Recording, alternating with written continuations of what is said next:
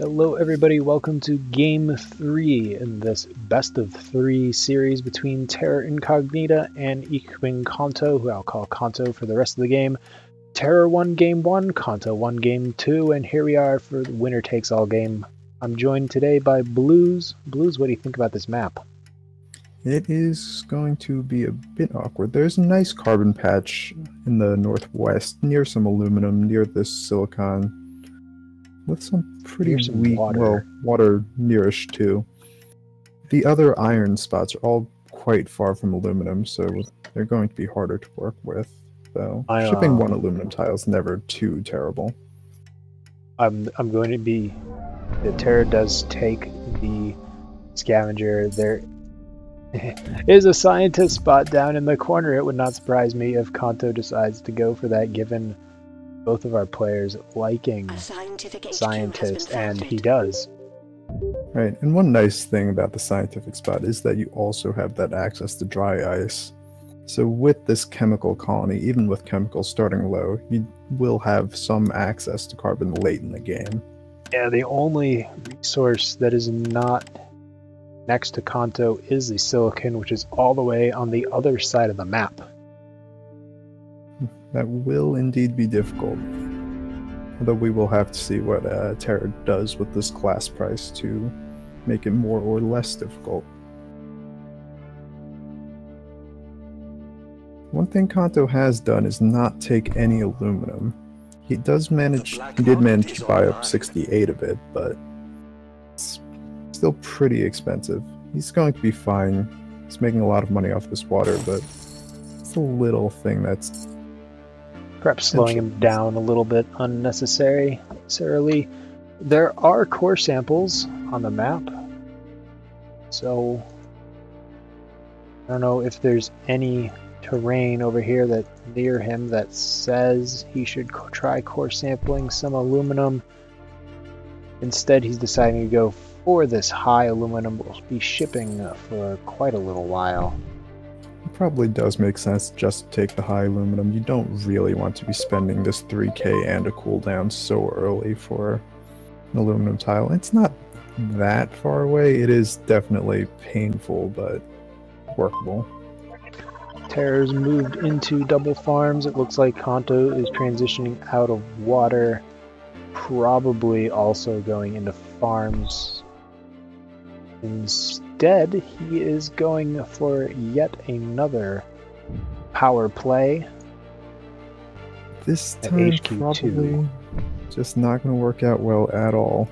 Again, he is going to be pushing up the carbon price with that, which helps his opponent.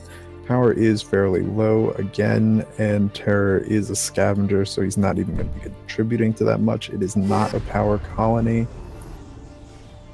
So this wind, it's hard to see it making sense. He has only committed to the one turbine, which will help him not suffer horribly for that decision, but still just not great. It is also interesting to me that Terror chose to freeze Konto's aluminum in particular. It does guarantee that the tile gets shut off, but it is only a 50-second freeze. Instead, you could have done something like just mutiny the tile. Even if you don't want it, you could easily turn it off. And I feel like that's just more effective.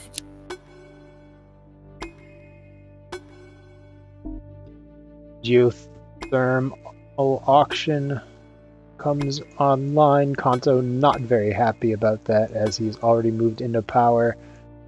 He is bidding it up quite high though, 28k. If I was Konto, I'd let Terror take it. I am surprised this went past 20. Well, not surprised necessarily given what we've seen so far, but yeah, I don't think it needed to go that high at all. Both of these players do like to overpay a little bit for their auctions, but once that geotherm is online, there's not too much pressure on power. It's not going... Whoever gets it probably not going to pay through their debt. I hate those filthy bandits. Konto has paid that 32k that he has to get through. He has to pick up a goon for it, otherwise it's just going to get mutinied. It's not an investment that's going to pay off. And on the other hand, Terror bidding it up also doesn't make a ton of sense to me. He is right along this cliff. He has good carbon. He could very easily just move into 2 turbines anywhere and be just fine instead of this geotherm. Which is also going to need a goon. Yeah, I definitely would rather see Terror just move into 2 turbines, maybe direct on this little peninsula or cliff outside of his base. Right, they'd both be very strong. Well, one would be strong, the other would be very strong, but get more power out of it. You probably would still have to goon it with these circuit overloads, but... Yeah, you have to goon it, but you could transition them into something else. That should get at least double adjacency later after power has crashed. That's the one positive thing you can say about geothermals, is that they are going to be consistent and reliable, so you won't run into the problem of forgetting about your power later in the game. Konto being quite aggressive with the black market right now. Well, I guess most of the aggression's been from Terror previously on this aluminum tile. A scavenger HQ has been upgraded. Konto's auto-selling his aluminum, which is interesting. Terror not doing anything to really make that a problem. Although I guess there's not much you can do. Well, he is at HQ Besides 4, HQ 2, so I think that might qualify as doing enough to make it a problem. Not with Fair that enough. specific resource. Yeah, I think a lot of this Konto being stuck at HQ2 has to do with the power moves in particular. Is really setting him back and never paying off. Does only need another 2k for the upgrade. Congratulations. Most of that in aluminum and glass. He does take the upgrade, 1 HQ behind Terror. So, still pretty far behind. Moving into a remote high water claim. Terror now moving into the silicon, likely to see a pair of glass, and yes, we are seeing glass. This is going to be a great market for Terror to be in, and Konto has no hope of contesting. Yeah, the market's pretty good. Both players been driving that glass price up. The colony has decided, London decided to get into a single glass module. It is buying 0.2 glass a second. If Konto's not careful on his upgrade, he might put himself in a position where Terror could be thinking about a majority buy.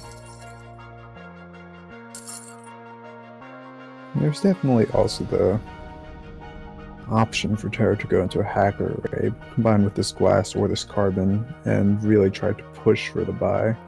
Those territory just isn't really arranged in a way that's conducive to that. So maybe we just see an upgrade to 5 and see this one play out a bit longer. Yeah, Terror definitely has the current advantage over Konto, but it's not perhaps a super as far ahead of his advantage as you might like to push for that majority buy, but a scavenger HQ has been upgraded. He does get up to HQ 5, maintaining that 1.5 HQ lead that he's been averaging the entire game, which is always something you would like to see as a scavenger.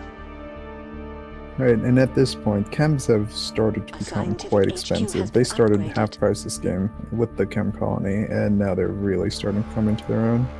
If Terror can take advantage of that market, which again, Konto doesn't have a great way into, Terror just has a lot of advantages right now. Terror is moving into that hacker array, although Konto, if he wanted to get into the chemicals, he is on dry ice, so he could move into chemicals and put down a couple of solar condensers just to keep Terror from driving that carbon price up too high. That is fair. Already with one solar condenser down and 2 extra claims. That is definitely an option.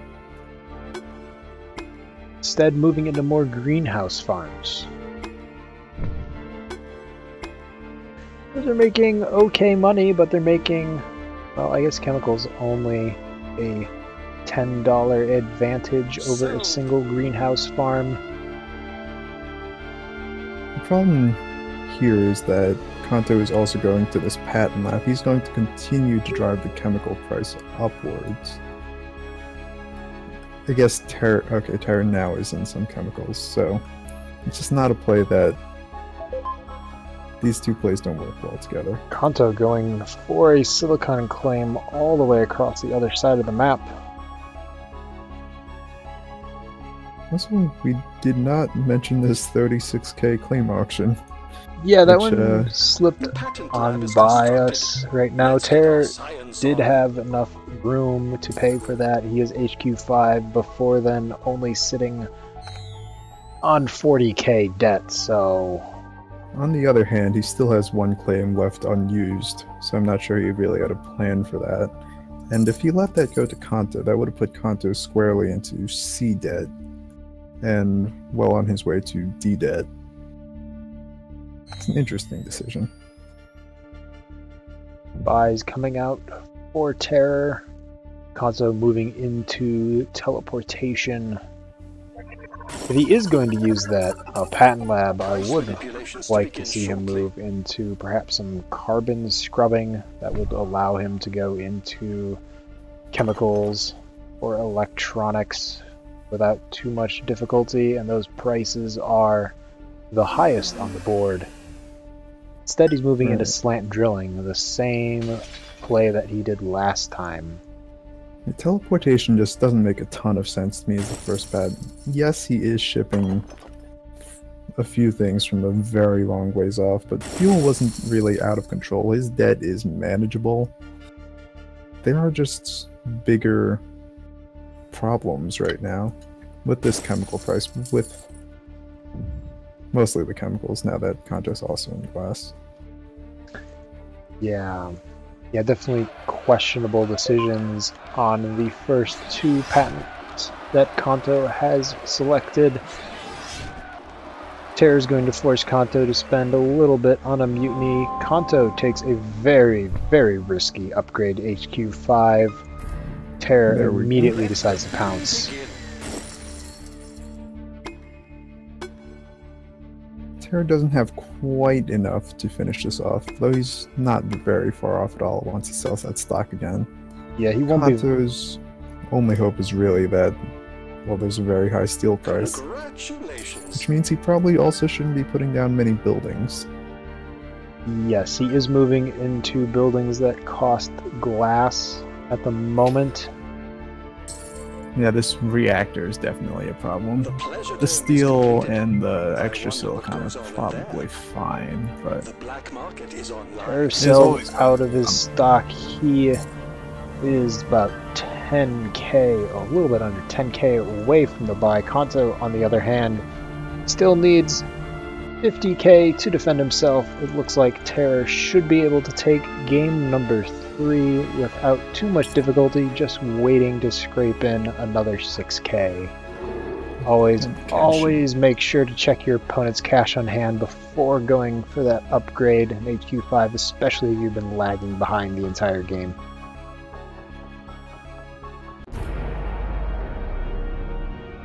And there goes the game and the series over to Terror.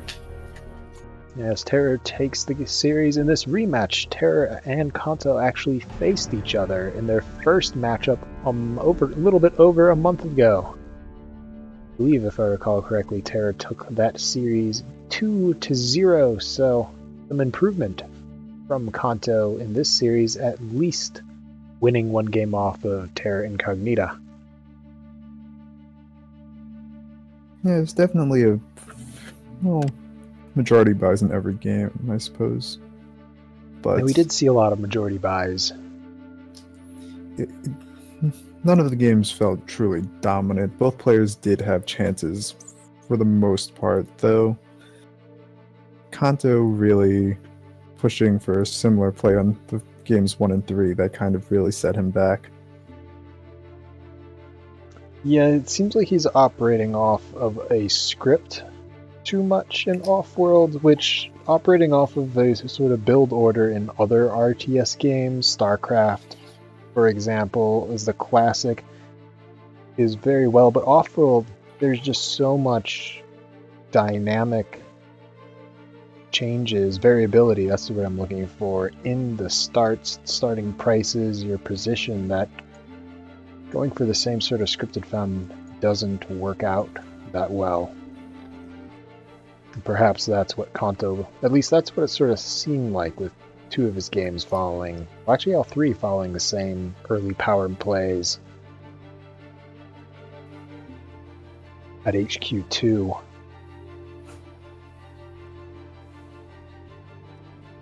And always going wind turbines in particular. Yeah.